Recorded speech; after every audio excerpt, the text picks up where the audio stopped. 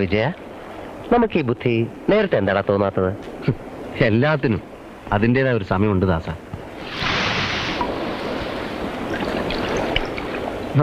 എണീറ്റാത്ത മക്കളെ, എനിക്ക് സ്ഥലത്തിക്കണേ, സ്ഥലത്തി.